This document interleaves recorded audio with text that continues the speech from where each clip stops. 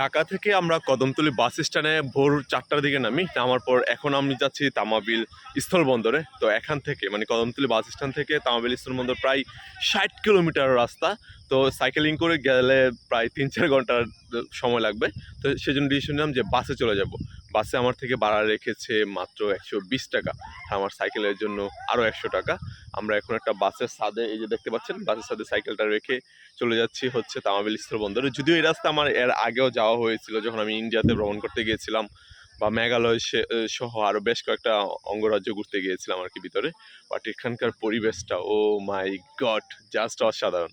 সব কিছু মিলে অসাধারণ লাগতেছে। যদি আমাকে সাপোর্ট করতে চান তাহলে আমার ইউটিউব চ্যানেলকে সাবস্ক্রাইব করতে পারেন। আর যদি আমার অ্যাডভেঞ্চার ইনফরমেশন, গল্প, লাইভ দেখতে চান তাহলে আমার ফেসবুক পেজকে ফলো দিয়ে পাশে রাখতে পারেন।